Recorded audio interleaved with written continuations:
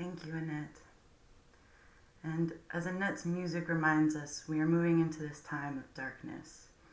But as we venture into the darkness, we must keep the light inside of our hearts alive in order to guide us safely through the unknown.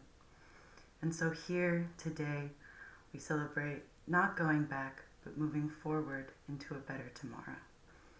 Hello, my name is Scarlett Tripsmith, and you are here at the Humboldt Unitarian Universalist Fellowship for our virtual Sunday service. Just a couple housekeeping things. As you can see, you are all muted, and you will stay muted until towards the end of the service, and then you will have an opportunity to speak if you would like. If you feel comfortable, please keep your video feeds on. We love seeing all your beautiful faces in our congregation.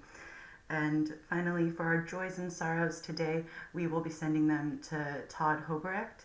So in your chat, if you would like to go down to Todd, you can send him your joys, sorrows, and celebrations for what we have this week.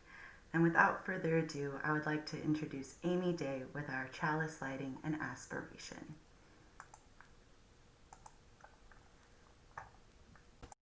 Good morning, everyone. It's really lovely to see all of you. And I'm really excited to be here with you and with David Cobb of Cooperation Humboldt and Todd Hoberecht. We're just really, really grateful to have them. So thank you so much for coming and doing this cross-pollination work that we love so much, where we can share ideas and then put them into action, into that impassioned, spirited action. So welcome. I will be your worship associate for today. And so I would like to gather us into sacred space together by lighting our chalice with these words today. So if you just want to take your seat, take a breath, and receive these words as a way to open up to whatever wisdom and inspiration wants to come to you today. So our chalice lighting words today come from John Saxon. Listen, can you hear it? The Spirit is calling. It calls us in the silence and through the noise and busyness of our daily lives. It calls us in the brightness of the day and the darkness of the night, in times of hope and despair. Listen, can you hear it? The Spirit is calling.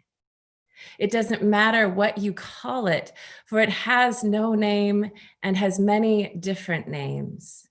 The Spirit of life, the Spirit of love, the Spirit of compassion, the Spirit of hope, the Spirit of justice. Listen, can you hear it? The Spirit is calling. It's calling to you and to me. It's calling us to greater wholeness, greater connection, greater service, greater love. It's calling us to heal the brokenness within ourselves, in others, and in the world. It's calling us to live more deeply. It's calling us to beauty. It's calling us to laugh and dance and sing. It's calling us to live through life's pain and sorrow. It's calling us to live courageously and kindly, to speak our truth in love, and to bend the moral arc of the universe toward justice. It's calling us into community. It's calling us into the greater life of all. Listen, can you hear it? The Spirit is calling. And so with these words, I light this chalice, just that may we keep that remembrance and be listening for that voice as we enter into this time today. All right. So as is our custom, just as we remind ourselves and one another of our shared values, all different beliefs, all different backgrounds, but we come together with a shared aspiration. And so now I invite you, just in the quiet of your own home and your own heart, to join me in speaking aloud our community, our Huff aspiration. May love be the spirit of this fellowship. May the quest for truth be its sacrament and service be its prayer. To dwell together in peace to seek knowledge in freedom, and to help one another in fellowship. This is our aspiration. Thank you. So, if you can recall back to the order of service, this is the moment where we would, right, if we were gathering in person, we would invite all the short-bodied people, right, to come to the front. And so we have our story for all ages.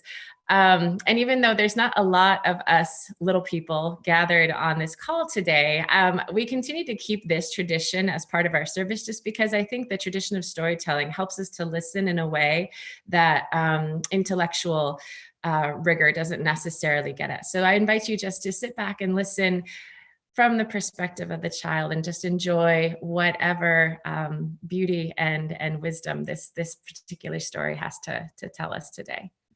And Scarlett will pull that up for us. Thanks, Scarlett. Old Turtle and the Broken Truth, a story by Douglas Wood, watercolors by John J. Muth.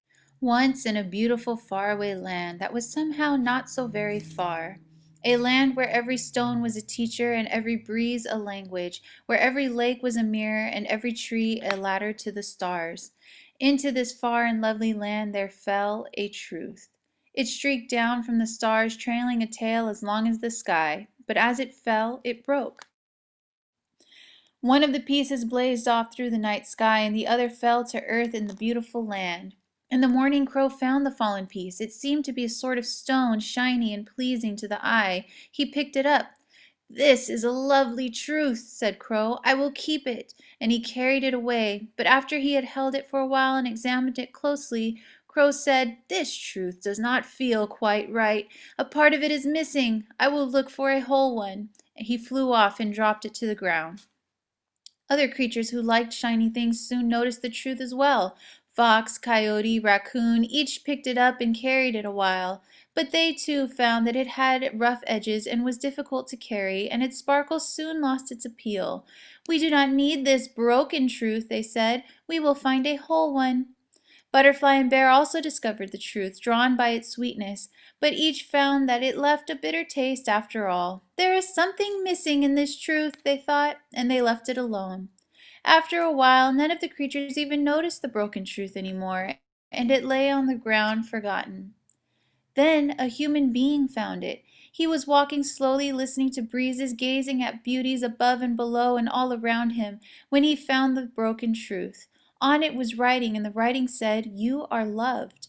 The man held it carefully, thinking it was the loveliest thing he had ever seen. He tucked the broken truth into a safe place and kept it. Sometimes he would take it out and admire it, and the truth sparkled just for him and whispered its message to him alone, and the man thought he had never felt so proud and so happy.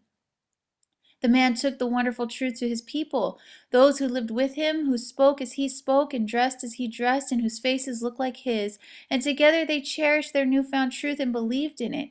They hugged it to themselves, and it became their most important possession.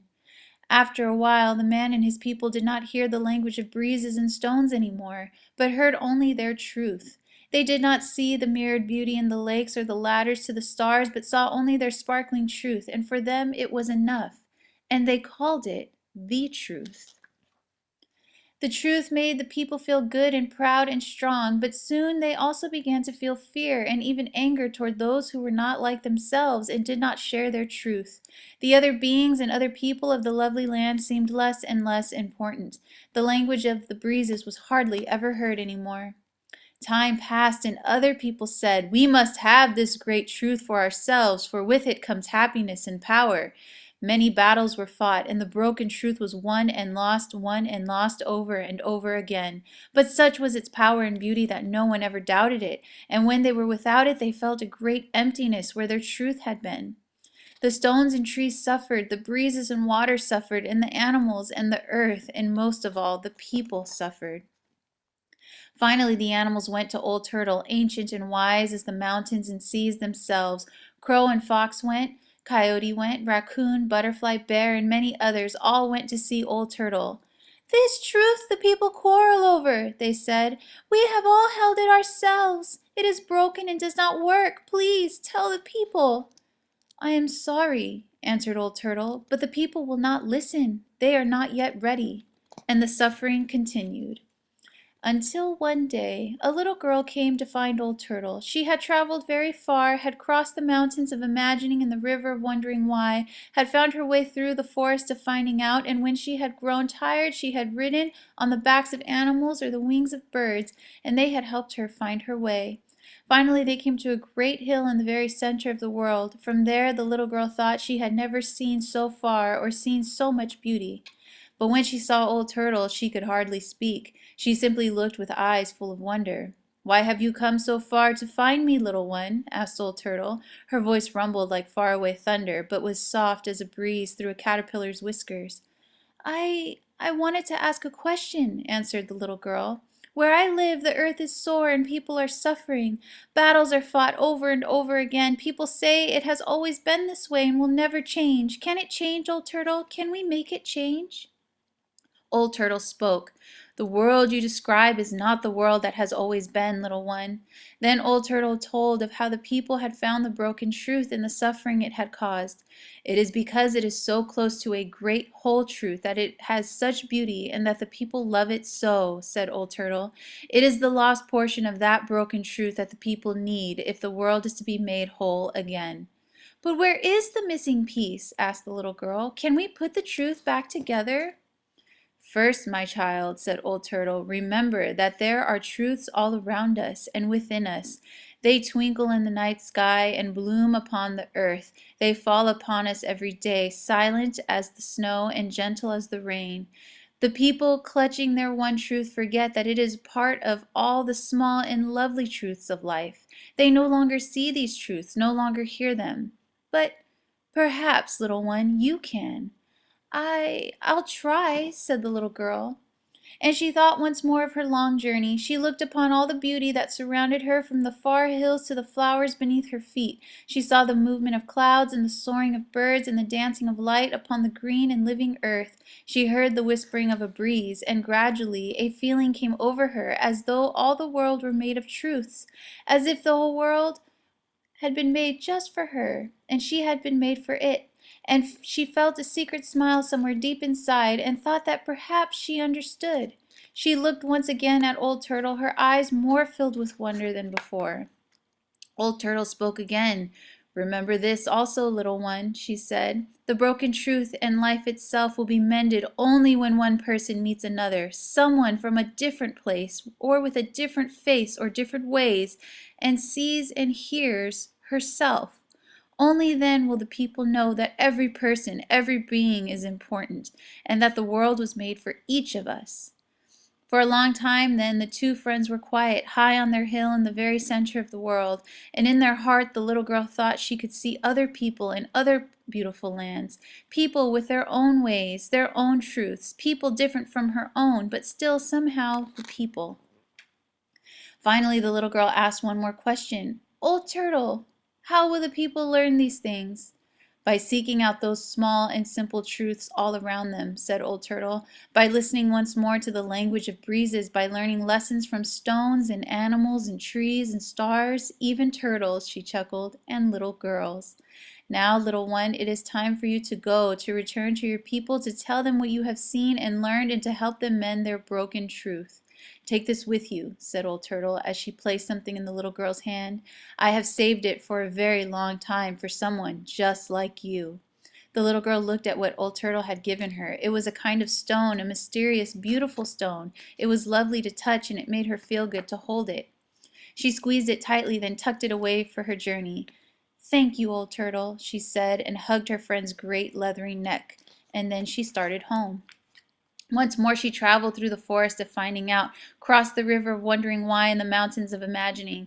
Crow led the way, and again when the little girl grew tired, all her animal friends helped. She sometimes touched the stone Old Turtle had given her to renew her strength, and it took a long time, yet almost no time at all, and she was home. But it had been a very long journey, and those who take great journeys of the heart are changed. The people did not recognize her, and when she spoke, they did not understand. She told them of her journey, but the people could not follow her words. She spoke of a world made of small and gentle truths, of all the peoples being one people, but they could not catch her meaning. She explained about the broken truth and the need to make it whole, But the people did not believe her and could not understand. Finally, Crow, seeing all that had happened, flew to the high place above the village where the great truth was kept, in a place where all could see it. He cawed and cawed in his loudest voice, and suddenly the little girl knew what to do. She climbed the high place herself. She took old Turtle's stone from her pocket and, carefully, added the missing piece to the old, broken one. The fit was perfect. The people looked and looked and looked. Some frowned, some smiled, some even laughed, and some cried, and they began to understand. Time passed, and upon the beautiful land the trees climbed like ladders to the stars, the water shone like mirrors, and the people saw their beauty. A breeze stirred, and they heard its music. Tiny truths fell by day and night, gentle as the rain and snow, and the people found them and kept them in their hearts. And slowly, as the people met other people different from themselves, they began to see themselves. And far away on a hill in the very center of the world, Old Turtle smiled.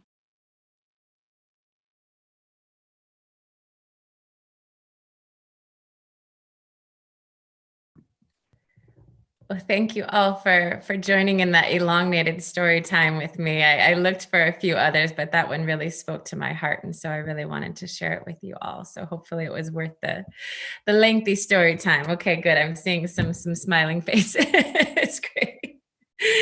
So this next song, I want to invite you to sing along. It's from kind of the old gospel tradition. And what I really loved about this particular song, and I think what really speaks to me about the work that David Cobb does with Cooperation Humboldt.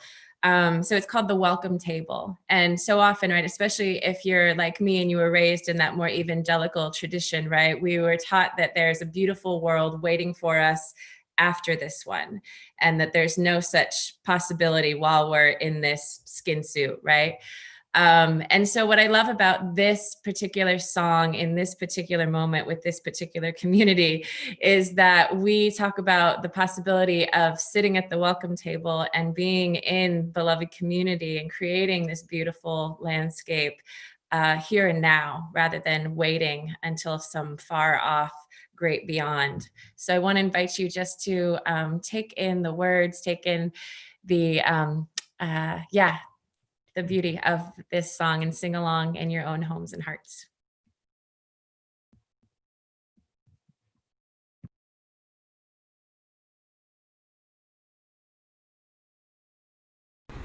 I'll sit at the welcome table. I'm gonna sit at the welcome table one of these days. Oh, I'm gonna sit at the welcome table. I'm gonna sit at the welcome table one of these days. I'm gonna feast on milk and honey. I'm gonna feast on milk and honey one of these days. I'm gonna feast on milk and honey. Gonna feast on milk and honey one of these days. I'm gonna walk beside my neighbor. I'm gonna walk beside my neighbor one of these days. I'm gonna walk beside my neighbor. I'm gonna walk beside my neighbor one of these days. All God's children gonna sit together. All God's children gonna sit together one of these days. All God's children gonna sit together. All of God's children gonna sit together one of these days. Oh, I'm gonna sit at the welcome table. I'm gonna sit at the welcome table one of these days. I'm gonna sit at the welcome table. I'm gonna sit at the welcome table one of these days. I'm gonna sit at the welcome table one of these days.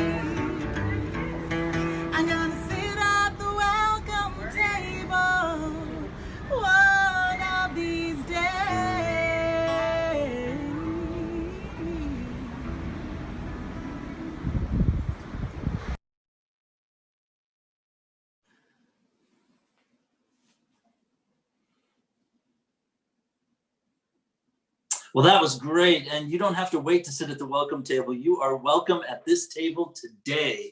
We are sitting together at the welcome table, and it's so great to have you here at the Unitarian Universalist Fellowship here in Humboldt County.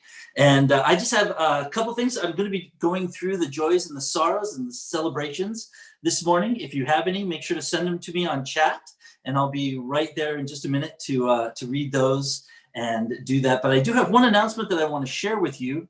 As you all know, Anthony and his wife are gone, and so we are without a minister at this time here at the UU. And so a number of us have gotten together who've had training in pastoral care, in chaplaincy, and pastoral work, and are putting together a pastoral care team. And this will be a team of people that will be available if you need somebody to talk to share with, to be encouraged by. And what we're going to do is we're going to set up hours at Huff on Monday, Tuesday, and Thursday from 11 to 3. And this is starting tomorrow on October 12th. And so you can call the fellowship, or if you want to stop by and you need to have a listening ear, there'll be people there. Tom Lewis, many of these people you know from way back in our history. Tom Lewis and Sean Nichols, Susan Kimball, and myself, we're all going to be working together to try to make a way of continuing ministry to each of us here as we sit at this welcoming table, and that we can help one another walk together, sit together, and keep on our journey. So please be sure to mark those dates, 11 to 3, Monday, Tuesday, and Thursdays. So you can call the office or just stop on by, and if we're available, we'll be happy to get together with you. All right, so I am going to go through our joys and sorrows and take just a minute that we might be able to celebrate together. So, as you know, the way we do this is we invite people up to take a stone, and then we put it into the basin of water. And the water represents the Spirit carrying each of these joys and these concerns. And you can't come to my home to grab a stone or to get near the bowl, so I'm going to read your joy or sorrow, and I'm going to do it for you. So, starting with Kyle. Letsky, he says, this is a joy. The rain yesterday, my walk in the community forest with friend and dogs this morning. Oh, it was a beautiful morning for that. And Sina, Jenny Hansen has graduated back to her apartment. You rock, Jenny. Sylvia, thinking of Linda Vinson as she enters surgery tomorrow. For those of you who know Linda, keep her in your thoughts as she enters surgery tomorrow. And a joy for another surgery. This is for Cheryl. She is home from her surgery. And so this is our celebration of her return. Let's see, any others? So Chip Sharp shares, our family is guardedly ecstatic. That's an interesting term, guardedly ecstatic, after hearing Monday and days since that for the first time since December 28th, our grandson Sebastian has been able to voluntarily move his toes. I see the guardingly. We anticipate and envision healing of his spine. Oh, Chip, we're with you. And may Sebastian find full healing in the days ahead.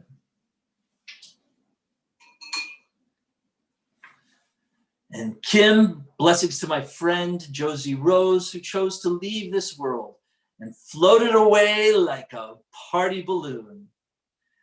Amasua, Josie Rose. I probably said that wrong, but happy journey, Josie Rose. And let's see, is there anyone else here? From Linda, Aim. Oh, and that last one was from Kim Trippsmith, by the way. For Josie Rose, and this for Linda Aim. Energy, love, and continued health to my sister, so she can come and live with me. Her name is Christine. Thank you, Linda. May Christine be able to come and live with you. And Scarlett Trippsmith is grateful for the beautiful rain yesterday. I don't think you're alone in that one, Scarlett. A lot of us felt that yesterday. All right, is there anyone else? That's all the chats I am seeing right now. So I am going to close with two of my own. This stone is to do with this is a sorrow. And I'll be talking about this more in just a little minute about where we're at in our country and in the world right now. And this is a really interesting stone because it's a dark stone that has a crust of black all around it. So whether you look at the crust or peel the crust back and you look inside, you got black on black, dark on dark, and it's kind of a heavy stone. So this is a sorrow for some of the challenges we're facing today. And this stone is a remembrance of all those joys and those sorrows that have not been spoken.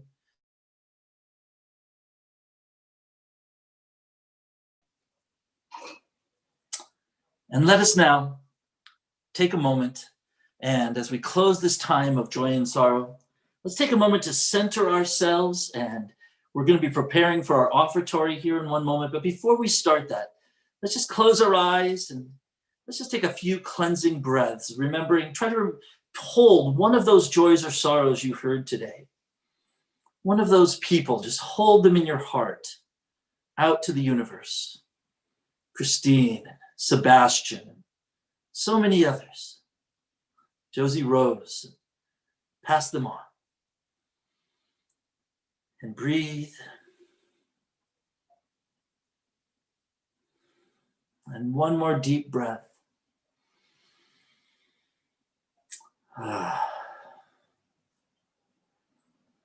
We're going to give you opportunity now to bring your gifts that you'd like to give to Huff to continue the work that is going on in our fellowship. And Annette is going to play for us as we'll have on the screen how you can give today. Thank you.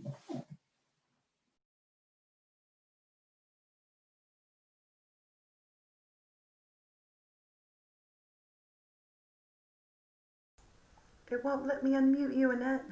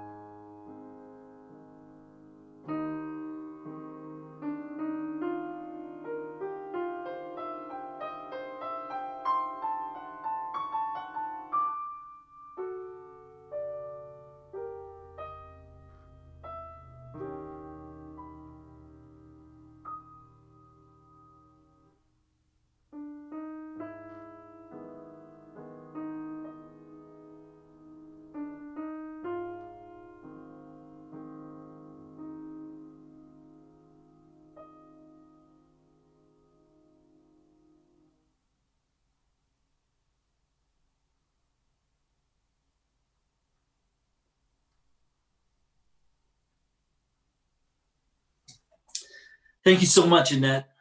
You're such a blessing to us, and all that you give to us in music is really wonderful. I wish I had a microphone that I could go around and say, is there anyone here today for the first time or visiting? I looked as I was scrolling through. I saw my mother and my brother-in-law in Santa Fe, New Mexico checking in. So welcome to them. And I looked through, I didn't see any other faces I didn't recognize. But if you're here for the first time from far away or near, we're welcome. We're glad to have you with us. And we just want to invite you to sit back, enjoy this morning, and not just sit back and enjoy, but also to participate. This morning, we're going to do things a little bit differently. Many of you remember David Cobb. He spoke last spring with us, or it was actually longer ago than that, I think, that he spoke with us. Time, we're in a bubble, that he spoke with us at Huff when we were at the fellowship. And he and I are going to be tag teaming a little bit this morning, and we're going to give opportunity for some of you to ask questions that are sparked by what we say, and then we'd like to dialogue and answer some of those questions for you. So see if something sparks and you want to ask as we go on today. So as I was getting ready for this morning, I found myself in a place where personally, I find myself emotionally in a place of being very sad and grieving. And I have moments where I don't live with that all the time, but for those of you who've experienced grief, I often describe it like a river that is down deep and it's just running. You can feel it underneath, and every once in a while it shoots to the surface. And I feel this undergirding of grief. And when I stop and I look at it, I realize that it's because there are things in our society that were so important and so valuable to me, and I have lost those things in the last 4 years, and particularly in the last year. I used to love when I'd see an American flag fly, and I would be filled with pride, and I would be filled with, this is my country, this is who I'm part of. And now I've seen it twisted into something that has become a political statement against others. And it breaks my heart. I've watched our democracy fall apart as late-term capitalism rises up and takes control. I've watched communities break apart through COVID as we no longer, I mean, the best thing about church is us getting together and seeing each other on Sunday, and we can't do that anymore. We're relegated to this because of what's going on in our society. And in the midst of all of this sadness and this grieving, I could become despondent. I could come to the place where I look at all this and just say, these struggles, these challenges are too much. Or maybe I can look at them as an opportunity and something that we're moving forward to. Back in the early 1900s in Italy, there was a Marxist philosopher by the name of Antonio Gramsci. And he penned something in 1930 as he watched the pressures on the countries. You think of between World War I and World War II and the struggles that Italy and Germany and some of these countries were going through. And he penned something in the 1930s about that. And he said this: the crisis consists precisely in the fact that the old is dying and the new cannot be born. In this interregnum, a great variety of morbid symptoms appear. Interregnum, a great variety of morbid symptoms appear. Another translation says it in a little bit clearer form when it says this: the old world is dying, the new world struggles to be born, now is the time of monsters. And that's where we're living today. We are living in a time of monsters, a time when morbid systems appear. That term interregnum is a very interesting term because it was a term that was used in ancient Rome to refer to that moment of legal and political in-betweenness that followed the death of one sovereign before the other sovereign, his successor, was enthroned. There was this in-between place, this interregnum, where it seemed like things were out of control. There were monsters that could rise up. And you need to realize, in the fullness of time, we as humanity have reached a turning point, and particularly here in the United States, we have reached a turning point, and many people are asking the question, when will we go back to normal? And for many of us who have been looking at the horizon and looking at the situation in America, not just in the last year, but in the last decades, we're saying we don't want to go back to something that was before. Rather, our desire is to go forward into a new normal that truly can bring life and can bring fulfillment. And it is a new normal that is not just something that is tied to, just thoughts out of the air, but it ties very much into the very aspirations that we spoke this morning as we gathered here at Huff. We said, may love be the spirit of our church. May the quest for truth be its sacrament. Service be its prayer. Dwell together in peace. Help one another in fellowship. Could there be a future? Could there be a way that our country could run that would deal with love, that would deal with truth and science, that would deal with service one to another, caring for one another, working in a democratic pattern with one another, that we would seek knowledge to find freedom? This is our aspiration. It's also the aspiration of a dear friend of mine who's trying to see this world change. David Keith Cobb. To you, my friend. Wow, thank you so much, Todd. Thank you all for being here and for the experience that I get. I consider it a great honor. And in that honor, I'm going to step fully into it to describe to the best of my ability the truth that I see, specifically around economics. And I know that economics is not something that many folks shun or think, or why would we talk about economics at a place of worship? And I think it's important to recognize that in the Greek language, the word economics, the very foundation of the idea is the management of the household. As simple as that. So I would suggest that we recognize that we're all economists because we're all trying to manage some version of a household. And at the smallest, most micro level, each and every one of us are managing a household of some variety. In another very real way, the fellowship itself is a household. And deeper still, I would recommend that we think about the earth as our home. And how are we managing the household of our home? And finally, to really bring it to modern times, to recognize that the definition of economics that economists agree upon today are the production, the management of the production, distribution, and consumption of goods and services. And I would argue that the current economic system of capitalism and the way that goods and services are produced are driven fundamentally by profit maximization, fundamentally by goods and services being treated as commodities that are created in order to be made a profit. And this is important because when you really break down the characteristics of capitalism that anyone would agree with, I argue that it ultimately is inherently destructive because everything is commodified and everything is about profit, and it expects unlimited growth on a finite planet. And so with that in mind, I'm going to invite you to to consider this truth, that there is another way to completely imagine economics. And that way, my friends, is the concept of solidarity economics. And solidarity economics, I have the privilege of serving as the co-coordinator of the U.S. Solidarity Economy Network. These are designed and derived by other economists. And the principles of a solidarity economy, as a whole, it is the idea of putting people and planet before profit. Now, as we discuss these principles, I want you to recognize, or invite you to recognize, that profit is not eliminated in its entirety, but it's not the driving force. Because the principles of a solidarity economy, first and foremost, is pluralism. That the solidarity economy is not a fixed blueprint. It's not dogmatic. We literally acknowledge that there are multiple paths to the same goal. The second principle is a commitment to solidarity, which basically looks at cooperation, mutualism, sharing, reciprocity, altruism, love, caring, and gifting.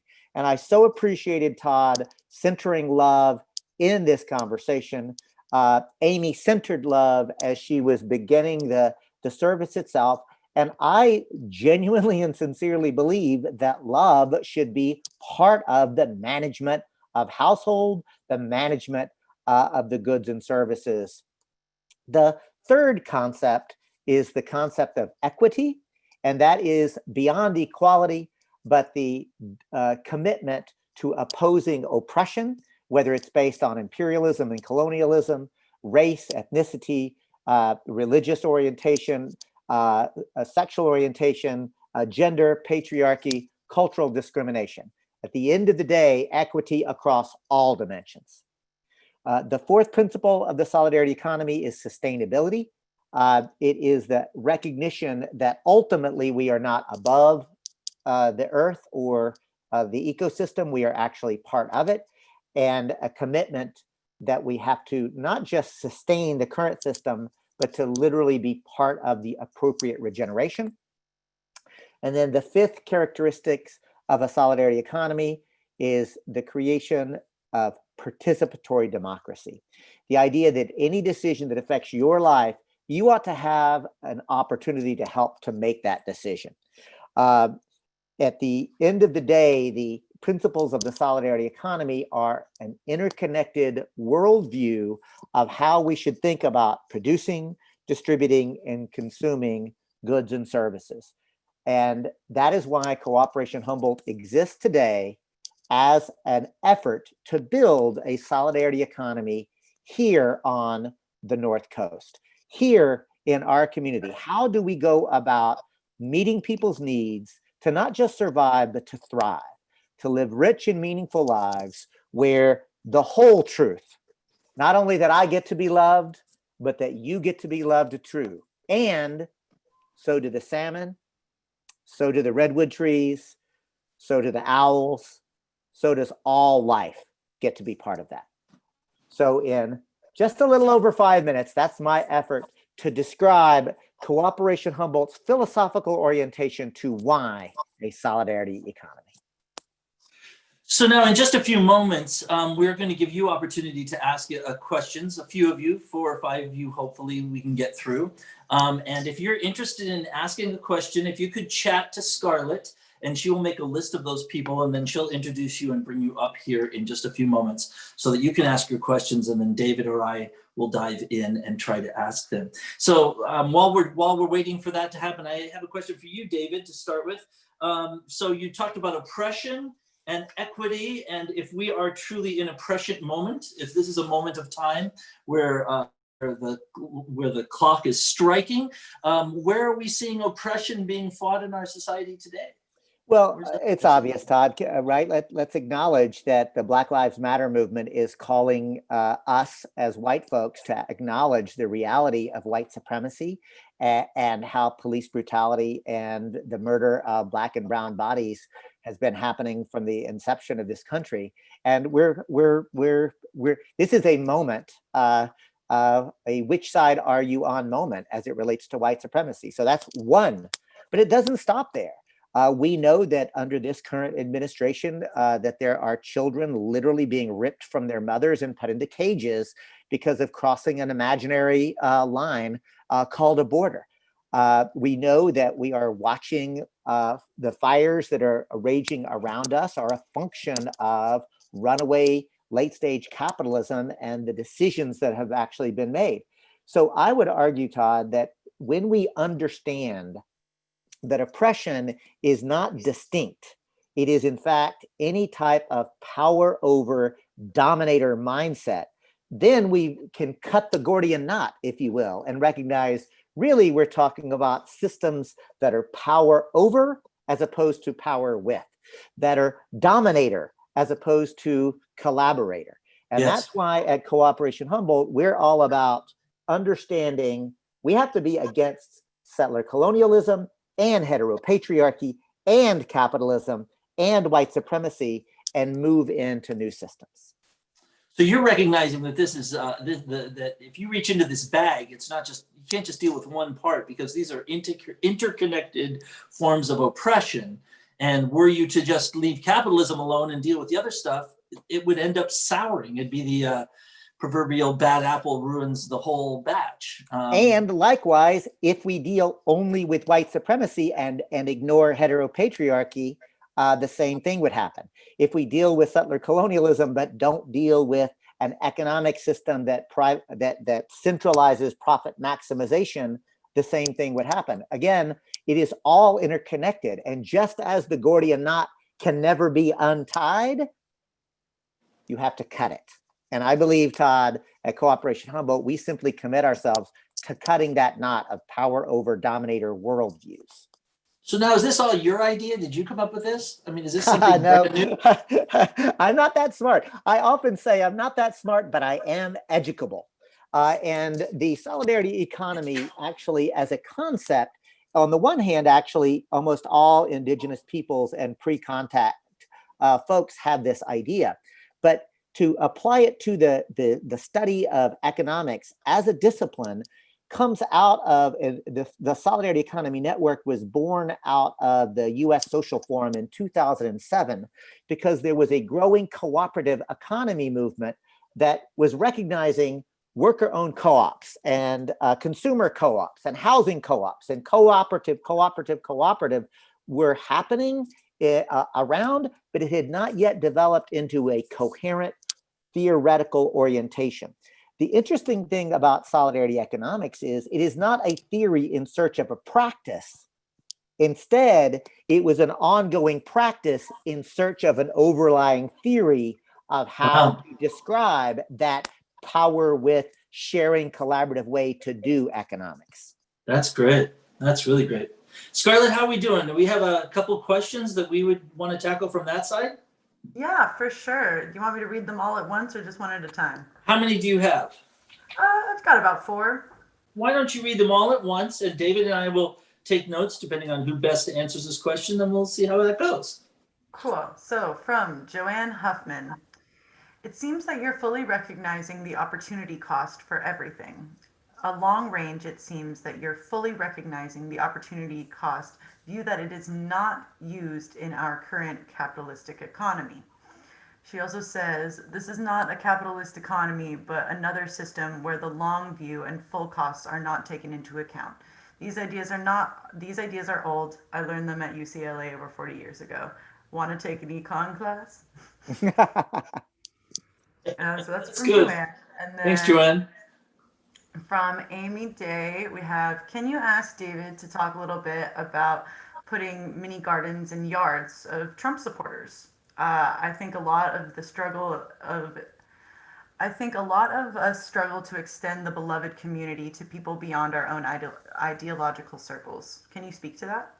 Mm-hmm. And then Cynthia and Bonnie, we have, do you see this as a rising or an upwelling? Do you see this as a rising and upwelling from the individuals and community at the grassroots level? Is there a way to accelerate it? And that's what I got. Oh, those are great questions.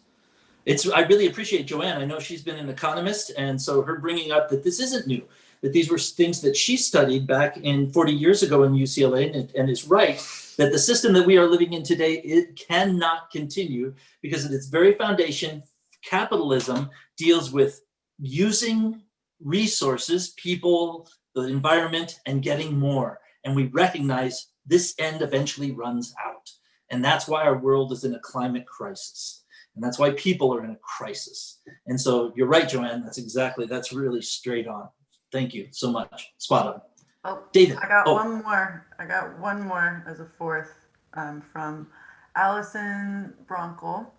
Throughout history, there has always been individuals who want to dominate over others, have greed issues and to whom what they have is never enough. How do these individuals fit into this new system? Good. David, dive in. So thank you. What a rich invitation.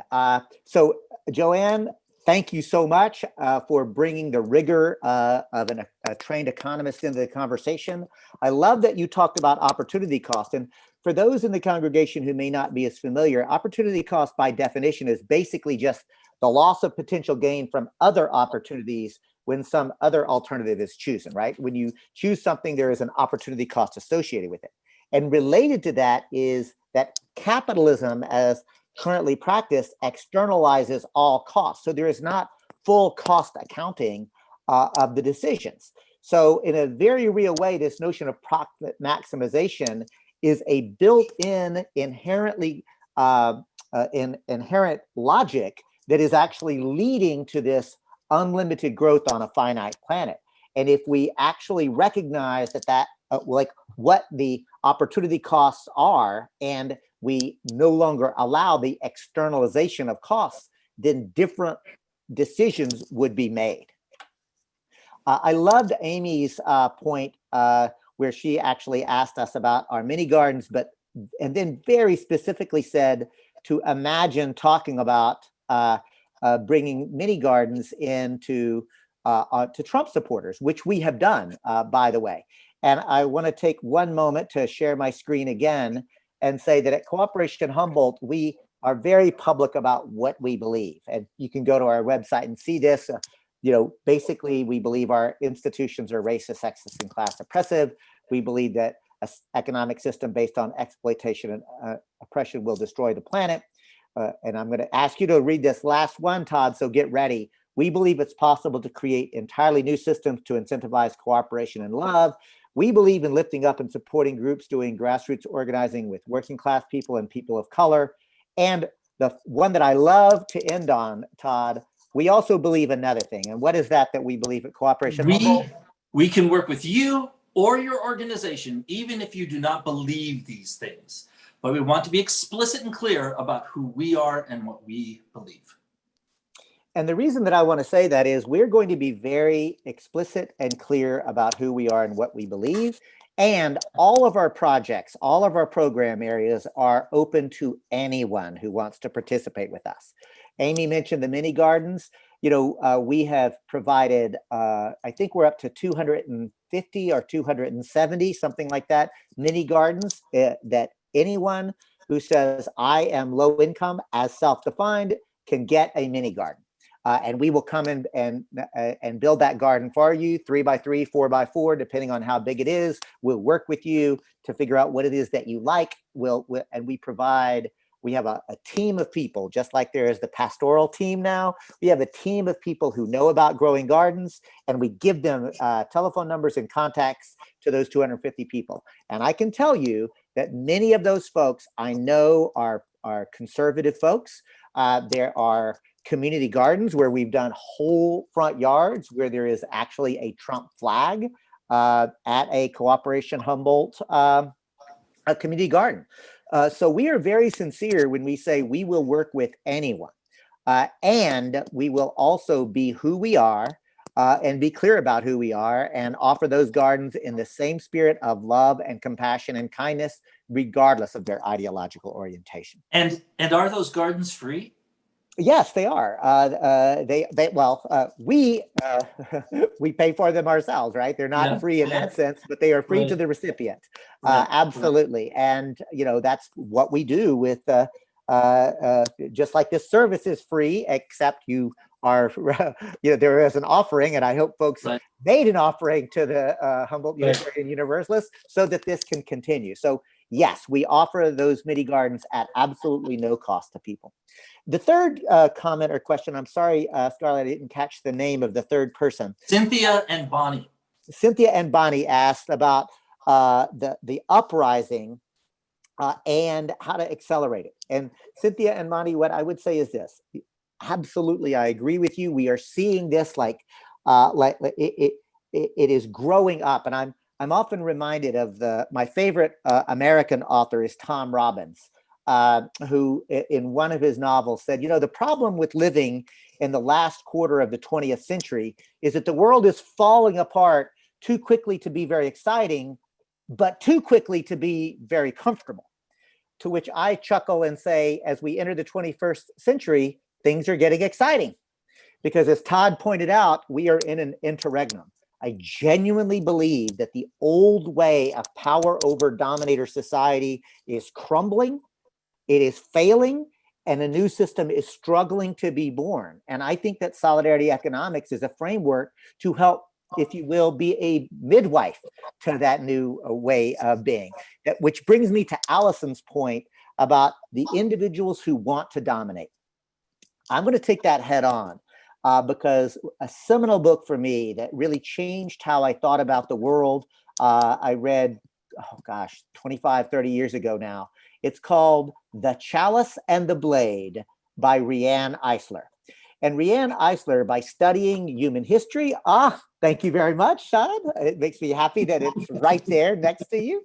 The chalice and tell us what the chalice and the blade is, Todd, since I've been doing so much talking. No, I'm this far. But I want to follow through on Allison's question too. Good. So I'll finish this and then turn it to Todd. So Allison, in The Chalice and the Blade, in a nutshell, Riane Eisler argues that the entire of human civilization and human experience, Homo sapiens have been on this earth more or less 100,000 years as Homo sapiens. And she says that for 95% of that time, we were at our core cooperators and collaborators within our small units. That's literally how the society works.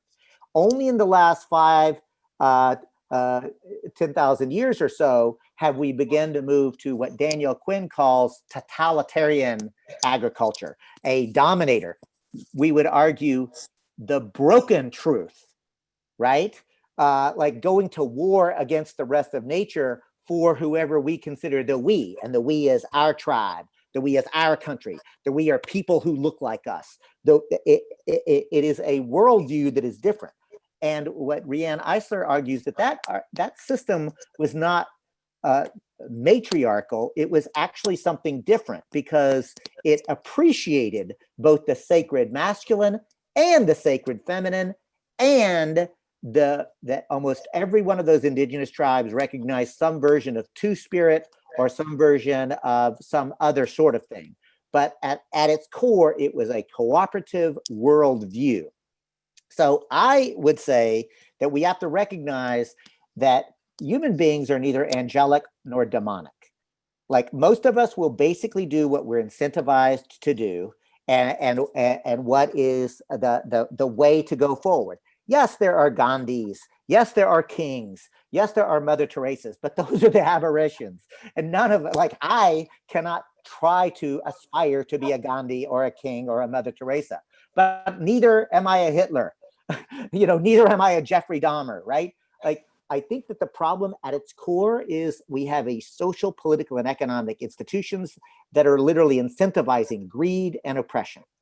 And the last thing I want to say before I turn it to Todd is this, that if you look at modern science, what it's actually showing us is that for 99% of us, if you see another human being in acute distress and you relieve that distress, you will get a dopamine shot of pleasure. It will make you feel good. That's literally how 99% of us are hardwired. There's a problem with the 1%, right? And isn't it interesting that those 1% are also called sociopaths? And lastly, that in the world of the Fortune 500, the corporate CEOs have a large number, much larger than the rest of any given population, of outright sociopaths. It's not that I'm not saying they're sadistic. It's not that they enjoy watching other people in pain. It is that they lack the empathy gene. They just don't care. And ideally, if we had a just and compassionate healthcare system, those people would get the help that they need. Instead, we put them in charge. That's a problem. Yeah, I was gonna say that, Allison, I had that same question and that same concern when I was doing this. And so one of the things I began to look at with Cooperation Humboldt from my background is some of this stuff like the foundations of UU and some of the principles, the 7 principles of Unitarian Universalists, and how they tie in so closely with what is happening with the solidarity economy. I also was looking at the fact that that's not only true in UU, but it was true in my background as growing up as being a Christian pastor. I found it in Buddhism. I find it in Islam. I find it in so many different religious streams. And on Monday nights, I'm doing a class at 7:30. If you guys would like to be part of this, it started last Monday, but you can jump in this Monday. We're going to go for a few weeks, and we're going to be looking at this issue of, are these spiritual truths that have gone throughout all of the major religions, are they fulfilled in this issue of solidarity economy? And if so, can that be a voice that will help empower this? I think if the religions of the world can get together and say, yes, this is something we want to back, that can have an incredible, powerful force of uniting people together who otherwise might not unite. As we know, religion is often the great separator, but it also could be the great unifier. And so that would be something that people could be part of. So. And I know that we are coming to the end of our time for this section, and we will conclude at the very end of the service with an invitation to go deeper. That's coming later. Yes, Todd? Yes, in just a minute. So before we do that, then I do want to take a moment to acknowledge that this is a Unitarian Universalist fellowship, and the UU's principles themselves are, I believe, completely in alignment with the solidarity economy principles. I also want to get that into the real world and acknowledge that in U.S. history, when it was first just Unitarians and then Universalists and then the merger, throughout U.S. history, Unitarians and or Universalists were at the forefront as part of their tradition before almost any other faith community against slavery and called from the pulpit for the abolition of slavery. It was Unitarians and Universalists who stood for women's suffrage at a time when that seemed to be an outrageous idea in most Christian denominations. The Civil Rights Movement, Unitarian Universalists were right there at the forefront. Second wave feminism, guess what? Unitarian Universalists, one of the early faith traditions to actually be on what I will call the right side of history. And I invite each and every one of you as a Congregationist to imagine that what we are being called to is to help birth in this interregnum a new economic system that will actually make the UU's principles themselves manifest in economics. And it is part of your historic tradition to take up that mantle. Yes, and amen, as I would say. That's good stuff. So I think there were some other questions that popped up. Unfortunately, we're starting to run out of time. Kim, I think I saw you had put up a question. We are going to stay for the coffee time. So if you'd like to kind of wrangle David and ask him directly, he'd be happy to chat with you about that stuff. And we are only beginning the dialogue, you guys. This interregnum is not done. We are in the middle of this, and we are going to see more ahead. If, as we are all hoping and believing and praying that Joe Biden is our next president and not Donald Trump, believe me, we're not done with a Joe Biden presidency. Yes, we may push aside a whole bunch of bad stuff, but at the same time, there is still so much work to be done in America, and it will not be solved by the person who's going to be sitting in the White House. It's going to be solved by the people uniting and making a difference in this country and in this world, and that's what we want to do.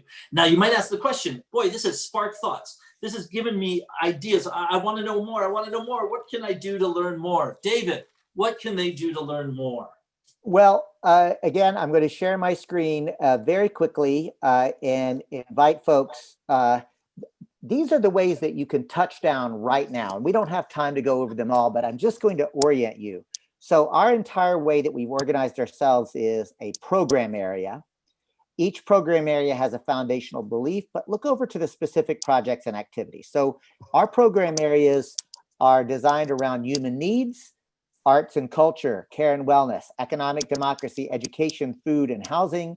And I'll just start arts and culture. Our foundational belief is that systemic culture shifts manifests itself through artistic expression. That's why we engage with artists who share our vision of a cooperative society. So just take a quick look. We do an annual Artist Dismantling Capitalism Symposium. We're engaged in a social project, a social practice project with people in recovery. We have a group of theater workers doing regenerative theater. We've got a group of somatic practitioners who are doing body-centered seminar to unlearn white supremacy. And we have an Imaginal Services Bureau. I'm not going to go through all of these because I just want to point out these are very concrete and specific projects. Just go to the website cooperationhumboldt.com and you can find a wealth of information. I also want to invite you two ways to a path to leadership. If you want to go deep, as Todd has done, and go through a study group, it's a 12-week course that will culminate in you being able to pick a agency to actually lead something at Cooperation Humboldt, right? So if you just want to work with us, contact us. We'll get you involved in a specific project but if you actually would like to take leadership, there's a path to leadership through that study group cohort. And lastly, I do want to land again on an invitation because you are at a place of worship at the UUs. And what Todd and Molly have done are both members of the Cooperation Humboldt Leadership Circle and challenged me and others in leadership at Cooperation Humboldt to imagine, well, where does spirituality fit into this? And because they are members of the leadership team as well, I challenged them back and said, well, if you can help with that, what would that look like? And that culminated in a 4 or 5 week session that Todd has already described. It is Solidarity Economy, a look at the spiritual ties to the economic future. It is a no-cost thing offered to you. So there are multiple ways that you can get involved. Help us with a project that's already ongoing. Go deep with us and get into leadership at Cooperation Humboldt, or take the class on Solidarity Economy and Spirituality and just continue this conversation with Todd and Molly Kate. David, thank you so much for joining us here at Huff. You are a bright light in our community, and it's nice to have a voice out there that is such a help for us. David, many of you may not know, was the Green Party candidate for the President of the United States a number of years ago. And so we have somebody who's got some real experience nationwide as well as locally. And we in Humboldt County, we're blessed to be here, but we are doubly blessed because we have Cooperation Humboldt, David Keith Cobb, and so many others who are trying to make our home a better place. So let's be part of that and let's make a difference. Amy, I'm going to pass the baton back to you. Thank you all for listening and the time you gave us. Appreciate it. Thank you both so much. I leave this assemblage just feeling so lit up and like ready to go hit the pavement and like, okay, what comes next? So I chose this last song as our way to just kind of let this energy flow with us and through us as we leave this space together, just to remind ourselves that when we start to enter into this work and it feels insurmountable and it feels like there's so much to be done, and how do I, as just one single person, start to make an impact, that it helps us to be reminded that we're part of something so much greater than ourselves. And when we enter into this work of creating beloved community, in all the little and big ways that we do, we are entering into a much bigger thing that is here to uplift us and support us in these efforts. So this final hymn, Scarlett's going to pull up the lyrics here. And so this is just a very simple one. I'm going to play my ukulele very simply and humbly here to accompany us. So the words, it's There Is a Love, and the words are by Reverend Dr. Rebecca Parker, set to music by Elizabeth Norton. And so I'm going to play through it once just to refamiliarize you with this tune that I'm sure you already know. And then we'll sing it 3 times. And so the first verse is affirming that there is a love that holds me, right? Us as individuals, I am loved. And then the last 2 times, there is a love holding us and all that we love. So reaffirming that I am loved, and so are you, and so is everyone that we are reaching out to extend the beloved community and cooperate with together. So take a moment just to let this percolate in, and then we'll sing together.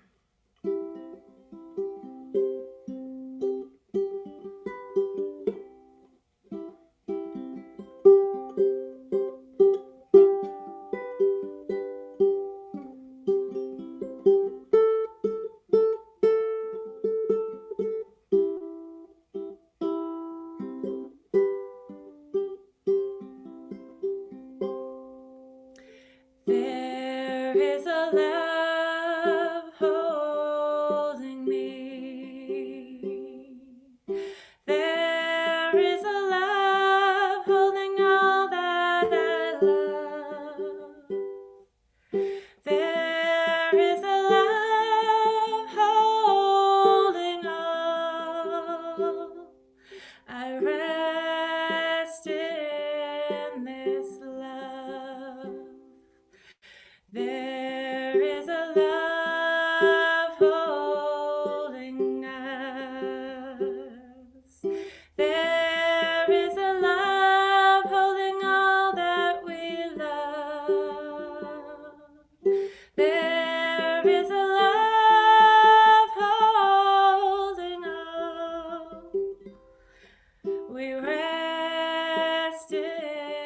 in this love. One more time. There is a love holding us. There is a love holding all that we love. There is a love holding all. We rest in this love. One more time. We rest in this love.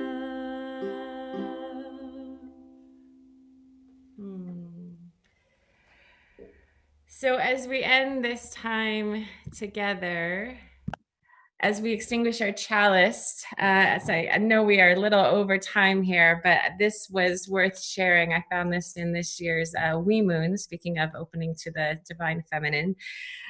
These are words from the poet Naima Penniman from her book, Climbing Poetry. So I invite you just to invite these words in to settle and let them work through you as we leave this space. And the poem is Awaken. We are in the wake of a great shifting. Awaken. You better free your mind before they illegalize thought.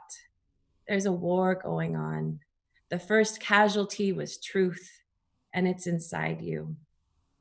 The universe is counting on our belief that faith is more powerful than fear, and that in the shifting moment, we'll all remember why we're here.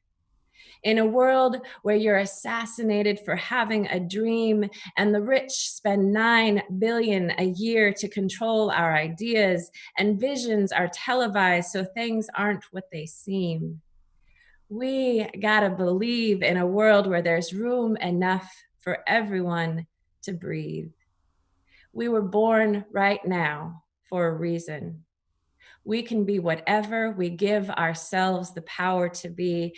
And right now we need daydreamers, gatekeepers, truth speakers, light bearers, bridge builders, web weavers, food growers, wound healers, trailblazers, cage breakers, life lovers, peacemakers. Give what you most deeply desire to give every moment you are choosing to live or you are waiting. Why would a flower hesitate to open? Now is the only moment. Raindrop, let go, become the ocean.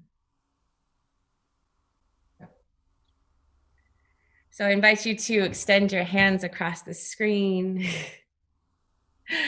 Oh, and I just want to give a quick shout out. Just if you have time later this afternoon and want to come join us, I'll be here at the fellowship setting up chairs for Maggie and Bob. There's some time or some space later if you want to come listen to some wonderful music and extend the beloved community in person. Anyway, here we are, joining hands across our screen. Thank you so much, David and Todd, for your time and your teaching here today. And as Annette plays, I invite you to sing along with me. Go from here in peace. Go